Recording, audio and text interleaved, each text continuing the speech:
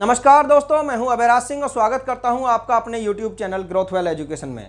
आज की मेरी वीडियो ऐसे माँ बाप के लिए जो चाहते हैं कि उनके बच्चे को गुणवत्तापरक शिक्षा मिल सके, साथ ही बच्चे समाज के एक जिम्मेदार नागरिक बन सकें, बच्चों के अंदर देश प्रेम की भावना विकसित हो सके और बच्चों के अंदर साहस, शौर्य व वीरता का एक अद्भुत संगम हो। तो ऐसे माँ बाप के लिए आज मैं पूरी जानकारी लेकर आया हूं सैनिक स्कूल के बारे में। यदि आप सैनिक स्कूल के बारे में पूरी जानकारी चाहते हैं तो इस वीडियो को अंत तक देखें। इसमें आपको फॉर्म फिल करने से लेकर सिलेक्शन तक का पूरा प्रोसीजर समझाया जाएगा। साथ ही एग्जाम का पैटर्न क्या है, एग्जाम किस तरीके से होता है, बच्चे के इंटरव्यू में क्या सवाल पूछे जाते हैं, इस टाइप की पूरी जानकारी भी आपको दी जाएगी। यदि आपने अभी तक मेरा चैनल सब्सक्राइब नहीं किया है तो प्लीज उसको सब्सक्राइब कर लीजिए, साथ ही बेल आइकॉन को जरूर दबा दीजिए जिससे आपको आने वाली वीडियो समय पर मिलती रहे। सैनिक स्कूलों की स्थापना सन 1961 में शुरू हुई। सैनिक स्कूल सोसाइटी के अंतर्गत चलाए जाने वाले इन स्कूलों की संख्या कुल 34 है। उस वक्त के defence minister V K Krishna Menon ने यह प्रस्ताव रखा था कि क्यों ना ऐसे स्कूल हम बनाएं जिससे आने वाले समय में आर्मी को अधिकारियों की नियुक्ति के लिए आसानी से बच्चे उपलब्ध हो सकें। सभी सैनिक स्कूलों का संचालन सैनिक एजुकेशन सोसाइटी, जो कि रक्षा मंत्रालय के अंतर्गत आती है, वही करती है। यहां पर सबसे पहला जो स्कूल बना था वो उत्तर प्रदेश के लखनऊ में बना था, जो कि डॉक्टर संपूर्णानंद द्वारा बनाया गया था, जिसको यूपी गवर्नमेंट द्वारा गवर्न किया जाता था। लेकिन बाद में लखनऊ के स्कूल को भी सैनिक शिक्षा समिति के अंडर दे दिया गया।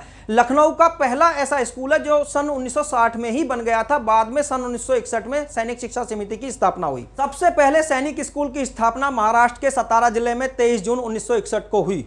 इसके बाद भारत के विभिन्न प्रदेशों में अलग अलग स्टेट में स्कूल खुलते चले गए। आज भारत में 34 स्कूल कार्य कर रहे हैं, जिसमें से बंदरपुर, मैनपुरी और झांसी के 3 स्कूल 2019 में ही बने हैं। इन स्कूलों में 2018 तक केवल बॉयज का ही सिलेक्शन किया जाता था, लेकिन 2018 के बाद मिजोरम के एक स्कूल में सबसे पहले 6 लड़कियों के एक बैच को मान्यता दी गई।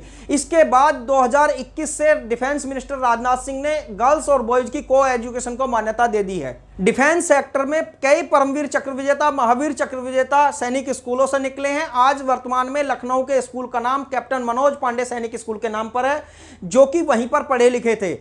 आज वर्तमान में एनडीए में सेलेक्ट होने वाले हर 4 में से एक स्टूडेंट सैनिक स्कूल का होता है। तो इसके महत्व को आप अच्छे से समझ सकते हैं। यहां से वेल क्वालिफाइड डिफेंस ऑफिसर्स के साथ साथ प्रोफेशनल डॉक्टर, इंजीनियर, बहुत सारे अलग अलग तरह के विद्यार्थी निकलते हैं, जो आर्मी की जरूरतों को पूरा करने के साथ साथ समाज में भी अपना योगदान देते हैं। सैनिक स्कूलों में एडमिशन से पहले वहां के रिजर्वेशन सिस्टम को भी आप समझ लीजिए। सभी सैनिक स्कूलों में 67% जो कोटा होता है वहां के मूल निवासियों के लिए होता है।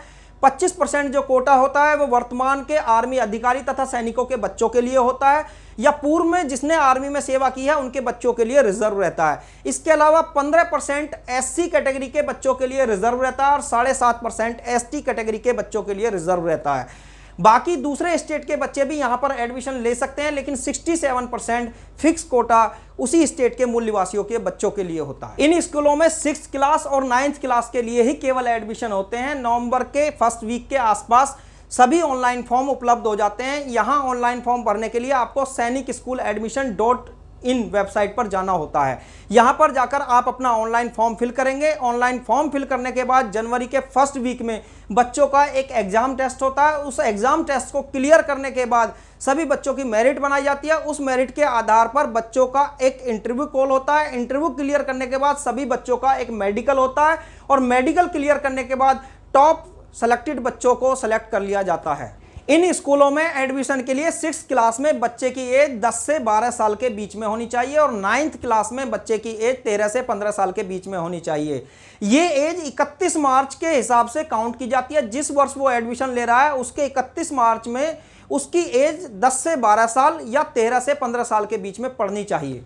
इन स्कूलों को सीबीएसई बोर्ड से मान्यता प्राप्त होती है और इन स्कूलों की देखभाल करने वाली सैनिक शिक्षा समिति रक्षा मंत्रालय के अंतर्गत आती है। तो इन स्कूलों में सभी प्रकार की सुविधाएं अवेलेबल होती हैं। यहां पर बच्चों को स्पोर्ट्स के साथ साथ एनसीसी की भी शिक्षा दी जाती है और साथ ही विभिन्न तरह के आर्ट एंड क्राफ्ट के साथ साथ साइंस एंड टेक्नोलॉजी की भी बच्चों को शिक्षा दी जाती है। इससे बच्चे का सर्वांगीण विकास होता है और बच्चे समाज के एक जिम्मेदार नागरिक होने के साथ साथ आत्मविश्वास से भरपूर होते हैं। यहाँ पर बच्चों की शिक्षा पर लगभग 80,000 से 1 लाख रुपए प्रति वर्ष का खर्चा आता है, जिसमें फूडिंग, लॉजिंग, ट्यूशन फीस तथा दूसरी सभी फीस इंक्लूड होती हैं। और बच्चों को अच्छी मात्रा में यहाँ पर स्कॉलरशिप भी मिलती है। जो बच्चे अपनी क्लास में बेहतरीन प्रदर्शन करते हैं उनको 20,000 से लेकर 50,000 रुपए तक की स्कॉलरशिप भी मिलती है। तो यहाँ पर बच्चे के लिए पूरे चांसेज हैं कि वो एक बेस्ट क्वालिटी का भारतीय नागरिक बन सके। एक क्वेश्चन पेपर होता है जो कि 2.5 घंटे में खत्म करना होता है। इसमें 50 प्रश्न जो आते हैं वो मैथमेटिक्स के होते हैं, जो कि प्रत्येक सवाल 3 नंबर का दिया जाता है, यानी 150 नंबर का मैथमेटिक्स का पेपर होता है। फिर 50 नंबर का जीके का होता है, जो 1 नंबर का एक सवाल होता है।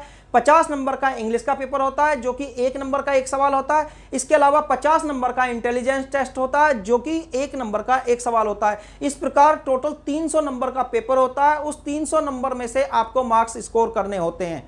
6th क्लास में एडमिशन लेने के लिए 1st से लेकर 5th क्लास तक का पूरा सिलेबस बच्चे को तैयार कर लेना चाहिए और मैक्सिमम मार्क्स स्कोर करने की तैयारी करनी चाहिए। ऐसे ही 9th क्लास में एडमिशन लेने के लिए बच्चे को 200 नंबर का एक मैथमेटिक्स का पेपर होता है, 50 नंबर का इंग्लिश का पेपर होता है, 50 नंबर का साइंस का पेपर होता है, 50 नंबर का इंटेलिजेंस का पेपर होता है। इसके अलावा 50 नंबर का एसएसटी का एक पेपर होता है। तो ये टोटल मार्क्स 400 होते हैं, जो कि बच्चे को मैक्सिमम मार्क्स स्कोर करने चाहिए। यहाँ पर बच्चे को 5th क्लास से लेकर 8th क्लास तक का पूरा सिलेबस ढंग से कंप्लीट कर लेना चाहिए। इसी सिलेबस के आधार पर बच्चे से एग्जाम में सवाल पूछे जाएंगे। बच्चों के एग्जाम टेस्ट के आधार पर ही बच्चों की एक मेरिट बनाई जाती है। उसी मेरिट के आधार पर बच्चों को इंटरव्यू के लिए कॉल किया जाता है। उनका एक इंटरव्यू होता है। इंटरव्यू पास करने वाले बच्चों का फिर एक मेडिकल और फिजिकल टेस्ट होता है। उस टेस्ट को क्लियर करने वाले बच्चों को मेरिट के आधार पर सैनिक स्कूलों में चयन किया जाता है। यहाँ पर ऑनलाइन फॉर्म भरने के लिए जरूरी डॉक्यूमेंट को भी आप समझ लीजिए। सबसे पहले बच्चे का पासपोर्ट साइज फोटो होना चाहिए, जिस पर उसकी डेट ऑफ बर्थ और सिग्नेचर होने अनिवार्य हैं। इसके अलावा बच्चे का एक डोमिसाइल सर्टिफिकेट होना चाहिए। जहाँ का वो मूल निवासी है वहाँ से आप डोमिसाइल सर्टिफिकेट बनवा सकते हैं। ये तहसील या नगर पालिका से बनता है। इसके साथ साथ बच्चे के सिग्नेचर प्रॉपर वे में बच्चे के एक सिंपल पेपर पर होने चाहिए, जिससे उसके सिग्नेचर को एग्जाम के टाइम पर मैच किया जा सके। इसके साथ साथ यदि आप किसी भी तरह का आरक्षण चाहते हैं, रिजर्वेशन चाहते हैं, तो आपके पास कास्ट सर्टिफिकेट या भूतपूर्व सैनिक होने का सर्टिफिकेट या वर्तमान सैनिक होने का सर्टिफिकेट होना अनिवार्य है। बच्चे के 5th क्लास या 8th क्लास के शैक्षिक डॉक्यूमेंट के साथ साथ बच्चे का बर्थ सर्टिफिकेट होना भी अनिवार्य है।